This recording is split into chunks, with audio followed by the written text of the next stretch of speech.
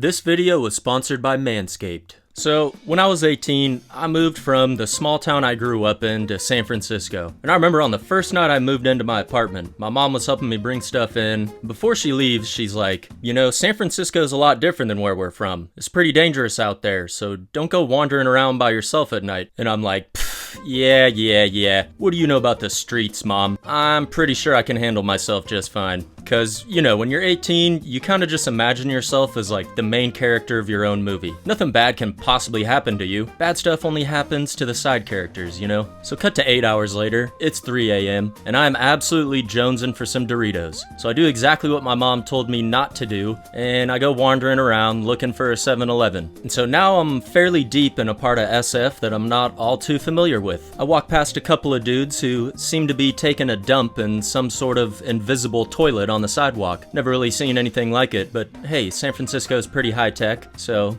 I ain't asking any questions. I turn onto a different street, and that's when I notice two dudes walking parallel to me, but on the other side of the street. I don't really think much of it at first. I give them an ocular pat down. Everything seems normal, and then I continue on my way. That is, until I notice they seem to be looking over in my direction a little too much, if you know what I'm saying. It's like, hey man, I'm occupying this general direction of space. This is my general direction. Don't be looking over here too much. You can maybe look over here a little bit, but y'all are doing too much looking. And then I look over, and I see one of them whisper something to the other guy. And then he physically points at me, you know, with his finger. And they both nod at each other, and then they start walking across the street directly at me. Now, I don't know how much wandering around at night by yourself you guys do, but that shit ain't normal.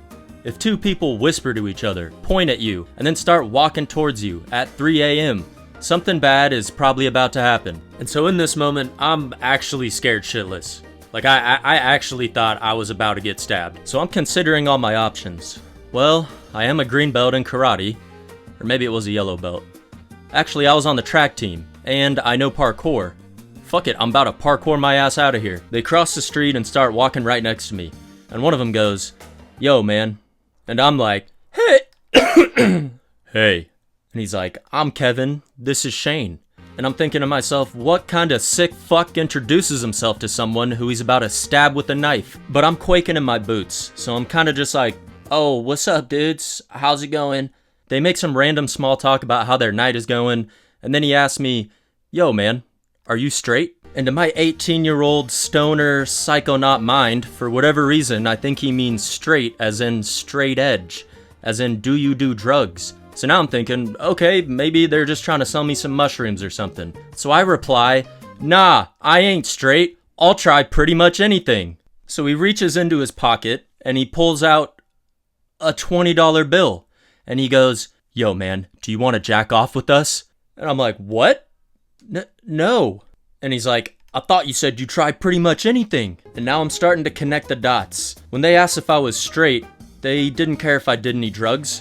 They meant straight as in like, am I gay or not? But let me just say, even if I was gay, I'm pretty sure being gay doesn't just like automatically mean you're down to like join in on a 3 a.m. alleyway circle jerk. But in fairness to those two dudes, the fact that I responded to the question of are you straight with, "Nah, I ain't straight.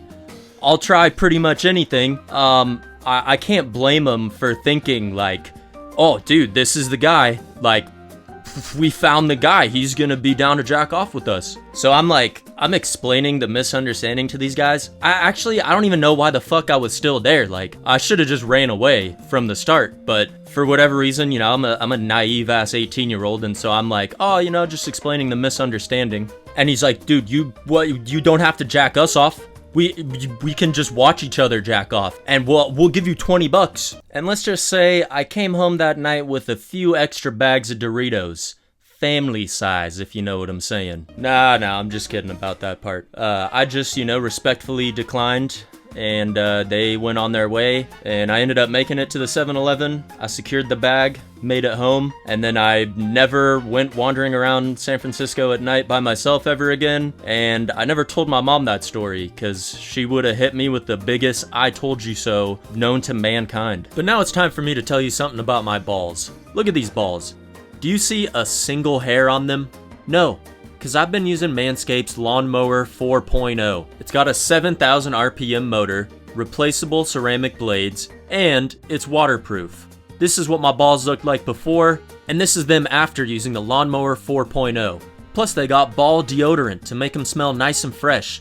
Stop spraying perfume on your balls. Manscaped's ball deodorant will give them like a legit, nice, subtle, fresh smell. You don't want any overpowering fragrances on your balls. They also got the Weed Whacker for those hard to get nose hairs. Look, guys, us men are getting a bad rep online for not taking care of ourselves. Trim those hedges, get rid of that swamp ass, and make your balls smell nicer. Manscaped has got your back for all of your personal hygiene needs. Use code MOSTLYTRUE to get 20% off plus free shipping on your next order.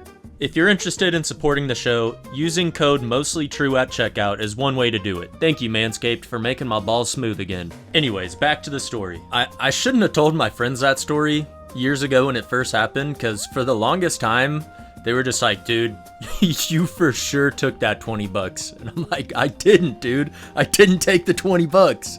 But whatever. And so the moral of the story is just listen to your mom. Guys, anyone watching, just listen to your goddamn mom.